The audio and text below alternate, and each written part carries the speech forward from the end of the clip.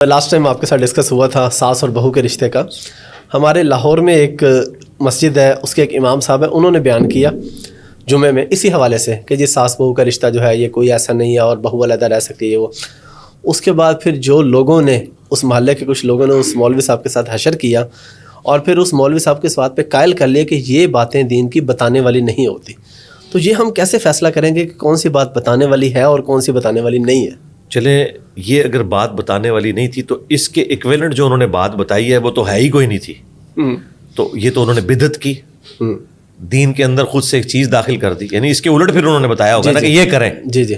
تو جو چیز نہیں تھی وہ عوام کے ڈر سے آپ نے خود دین میں داخل کر دی, اور جو دین نے آپ کو بتائی تھی وہ آپ نے چھوڑ دی, نکال دی. تو سرکار یہی تو آپ کا امتحان ہے, دینداری اسی کا تو نام ہے, یہی تو آپ کا چیک تھا. تو وہ معذرت کے ساتھ وہ عالم صاحب فیل ہو گئے. اچھا, یہ جو ساس بہو کا جو رشتہ ہے اس کا قطعاً یہ مقصد نہیں ہے کہ بہو نے ساس کے بیٹے کو اغوا کر کے سائڈ پہ ہو جانا ہے. جی جی. اس کے ساتھ ہم پیرلل میں بتاتے ہیں کہ بھائی یہ جو عورت ہے ساس, وہ اپنے بیٹے پر اس کی بیوی سے زیادہ حق رکھتی ہے.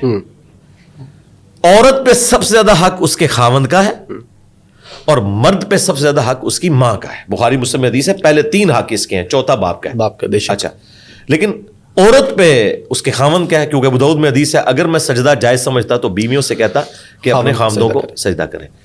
یہ الگ ہونے کا قطعاً یہ مقصد نہیں ہے کہ کوئی مرد اپنے ماں باپ کو گلنے سڑنے کے لیے چھوڑ دے, ان کے ساتھ حسن اخلاق سے پیش نہ آئے, نعوذ باللہ وہ بیمار ہو جائیں وہ انہیں ہاسپٹل نہ لے کے جائے, ان کی تیمارداری نہ کرے. یہ بالکل نہیں ہے, یہ سارا کچھ مرد نے کرنا ہے, لیکن مرد کی بیوی نے نہیں کرنا, مرد نے کرنا ہے, چاہے وہ جس طریقے سے بھی کرے. اگر وہ یہ سمجھتا ہے کہ میری بیوی کرے تو ٹھیک ہے, پھر کچھ دو کچھ لو, آپ جا کے اپنی بیوی کی ماں کی خدمت کرنے شروع کر دیں. تو آپ اس طرح کا اگر کوئی ایگریمنٹ کرنا چاہتے ہیں آپس میں تو وہ ضرور کریں, اس پہ کوئی بائنڈنگ نہیں ہے. لیکن ہم یہ سمجھتے ہیں کہ اس وقت یہ جو ساس بہو کا رشتہ ہے نا جی, یہ سب سے خطرناک قسم کا رشتہ ہے. اس کی وجہ سے لوگوں کے گھر بھی اجڑ جاتے ہیں اگر ساسیں صحیح طریقے سے ڈیل نہ کریں. اور اس میں میجورٹی قصور ساسوں کا ہوتا ہے. وہ کہتی تو ہے کہ یہ بیٹی ہے میری. دیکھیں, بیٹے کی شادی کرنے سے پہلے عورتیں اپنے خاوندوں کے ساتھ لڑتی ہیں اپنی بھانجیوں اور بھتیجیوں کے حق میں. اپنی اولاد کے بارے میں وہ سن لیں گی, لیکن اپنی بہن کی بیٹی, اپنے بھائی کی بیٹی کے بارے میں ایک لفظ نہیں سنتی. لیکن اسی بیٹی کو جب بیاہ کے لاتی ہیں نا تو سب سے بڑی چڑیل وہی والی اس کی خالہ اور پھوپھی بن جاتی ہے. بالکل. کتنا حیران کن بات ہے, کیونکہ یہ جب کنفلکٹ آف انٹرسٹ آ جائے گا نا آپ کا اور چیزیں شیئر ہونی شروع ہو جائیں گی, کچن شیئر ہوگا, تو ظاہر ہے پھر ہر انسان کے اندر ایک خدا چھپا بیٹھا ہوا ہے. اس اعتبار سے دیکھیں یہ اللہ نے انسان کے اندر رکھی ہے نا بات, تبھی تو انسان نے دعوی خدائی کیا ہے. لیکن یہ خواہش اللہ نے آپ کی جنت میں پوری کرنی ہے, وہاں کن فیکون ہوگا. لیکن یہاں اگر آپ کہیں کہ بس میں ہی میں ہوں تو یہ نہیں. تو اس ایگو کے اوپر آپ نے قابو پانا ہے.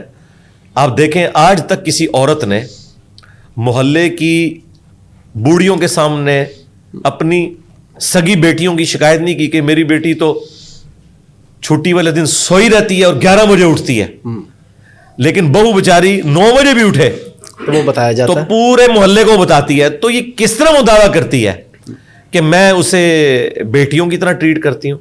اور پھر ذرا اسی ساس سے پوچھیں کہ تمہاری جو بیٹی ہے اس کا شوہر کیسا ہونا چاہیے, تو وہ تو کہے گی کہ رن مرید ہو. بالکل. تو بس پھر جو اپنے لیے پسند کرتے ہو, بخاری مسلم میں ہے, وہی دوسرے کے لیے بھی پسند کرو.